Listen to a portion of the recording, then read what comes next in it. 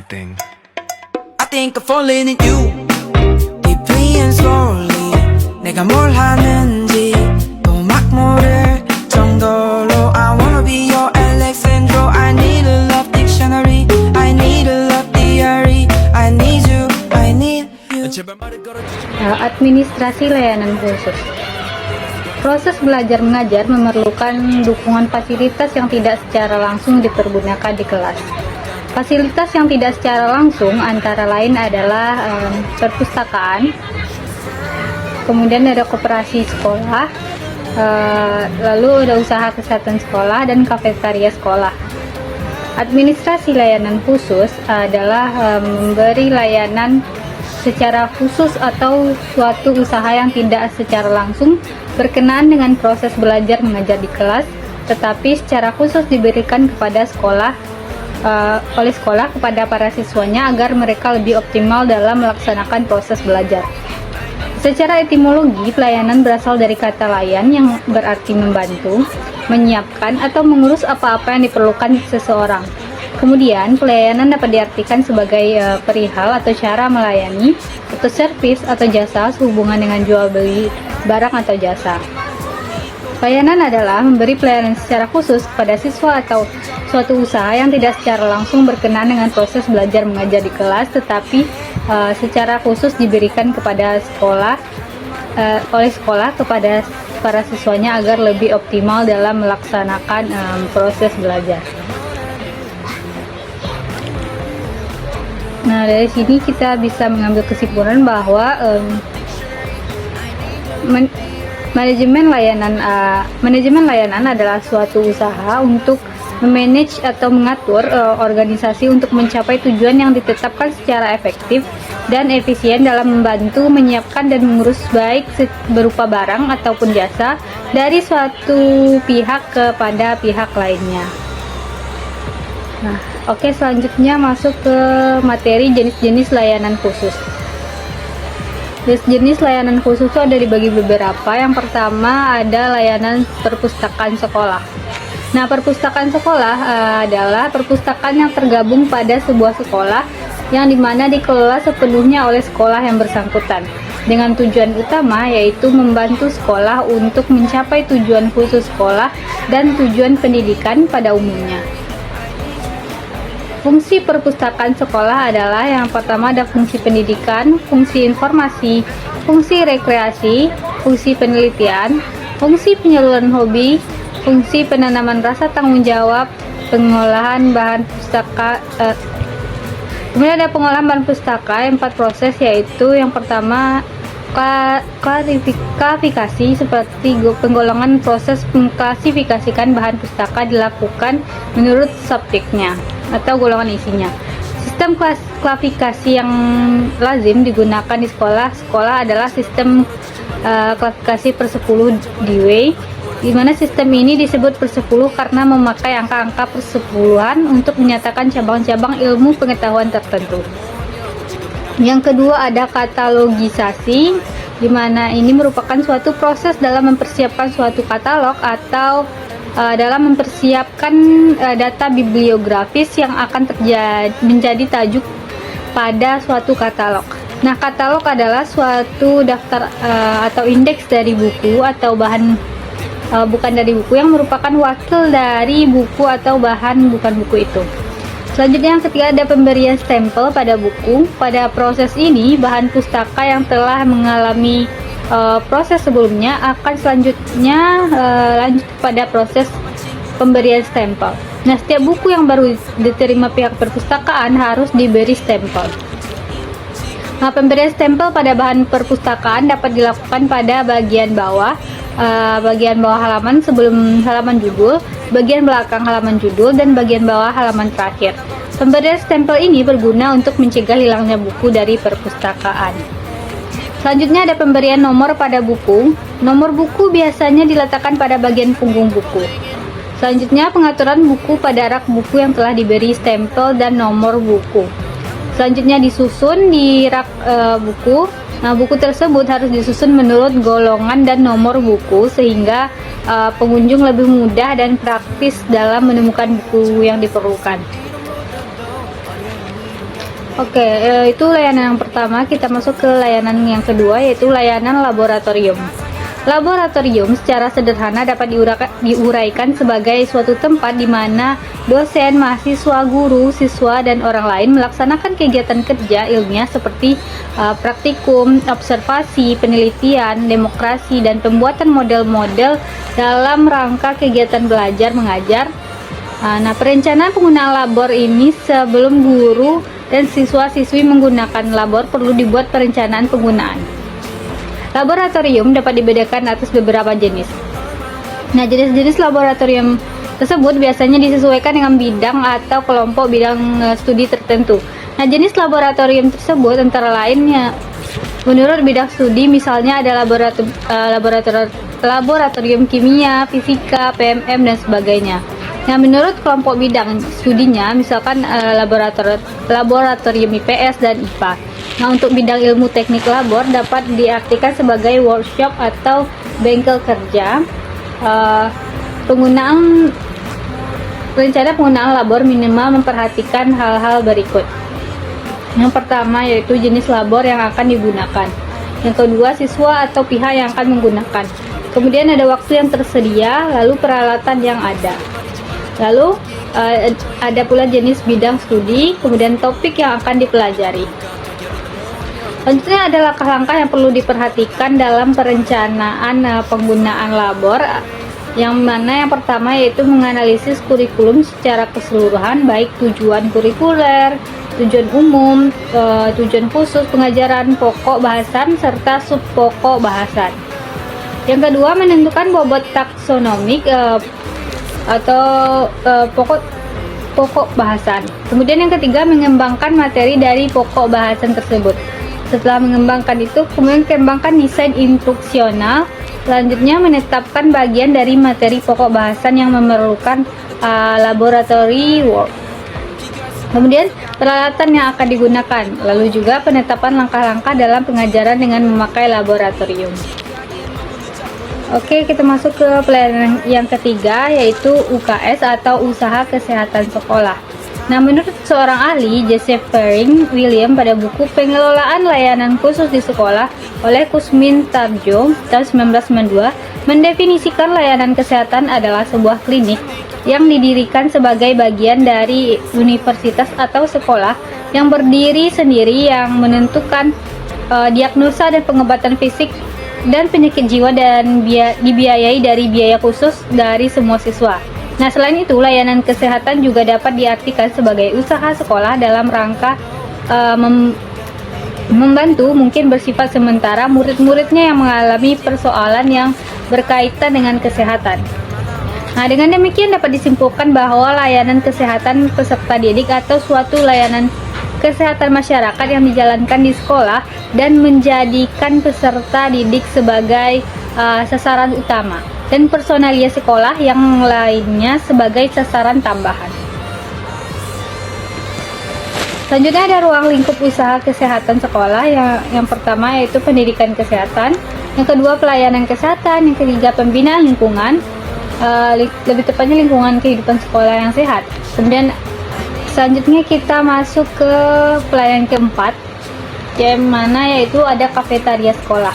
Nah, kafetaria atau warung ataupun kantin sekolah secara tidak langsung ini mempunyai kaitan dengan proses belajar mengajar di sekolah. Nah, ada kalanya proses belajar mengajar tidak dapat berjalan sebagaimana mestinya karena siswa lapar dan haus.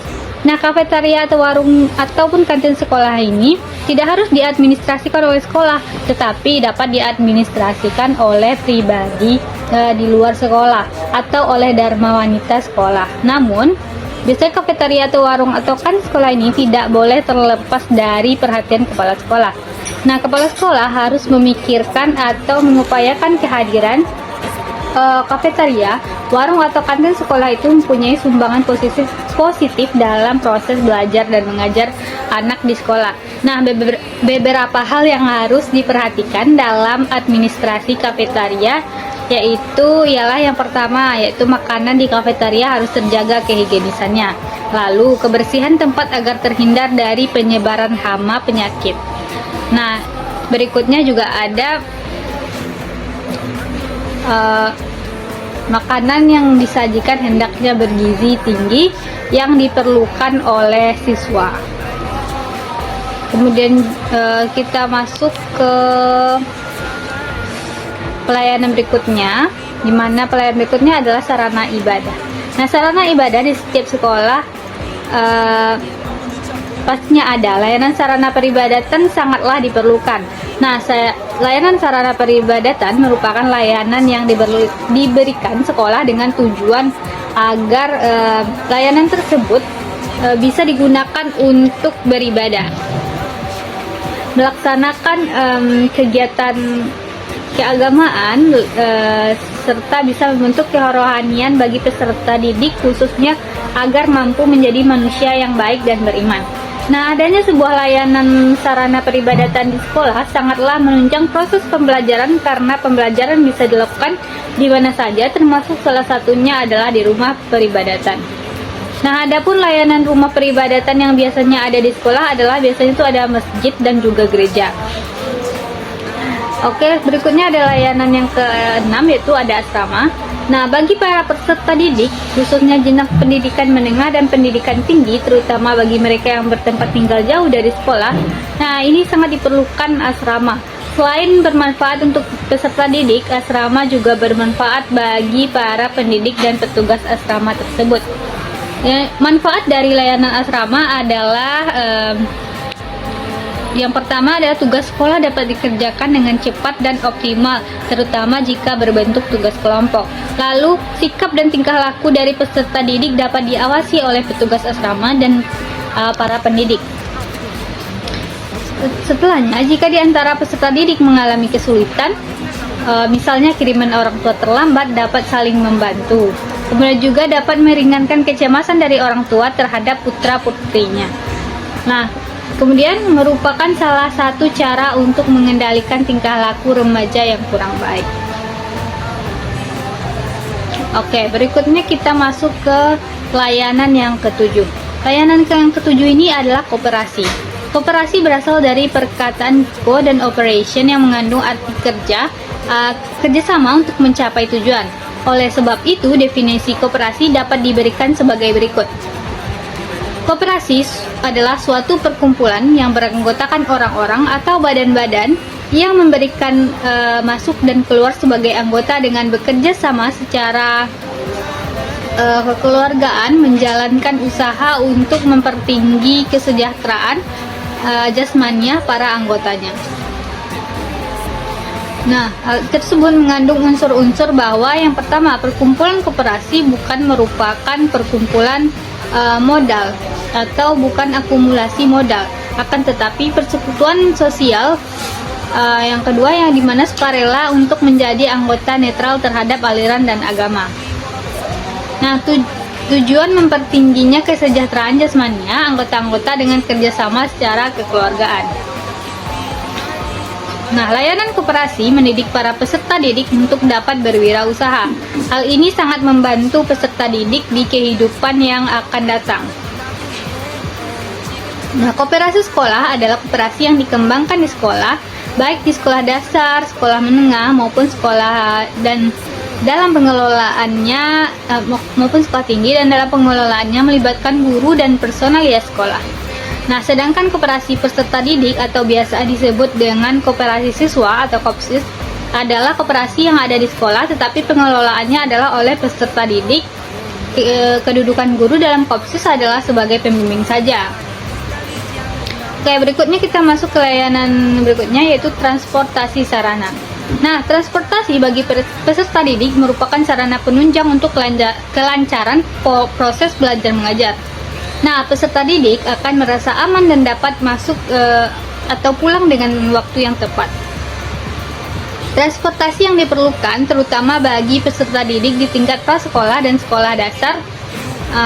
Kemudian penyelenggaraan transportasi sebaiknya dilaksanakan oleh sekolah yang bersangkutan atau pihak swasta.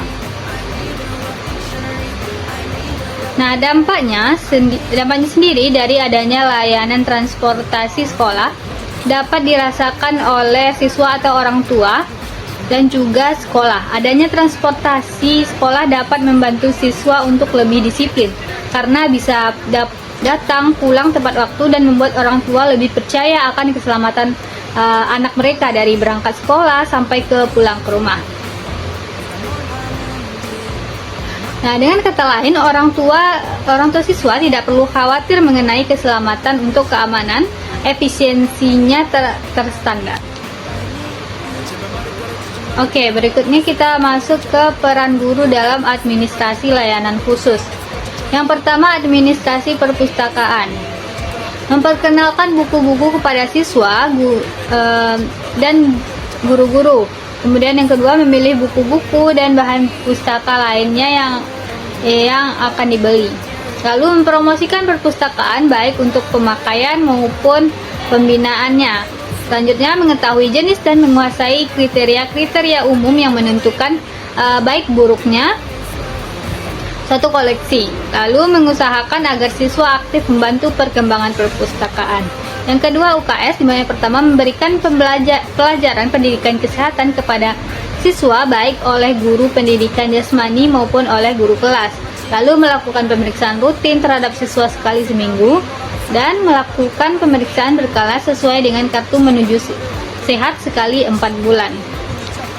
Selanjutnya ada administrasi laboratorium sekolah. Peran gurunya yaitu guru berperan dalam memperkenalkan peralatan yang ada di laboratorium, lalu memandu siswa ketika menggunakan laboratorium untuk melakukan praktek. Kemudian selanjutnya ada pengelolaan kafetaria.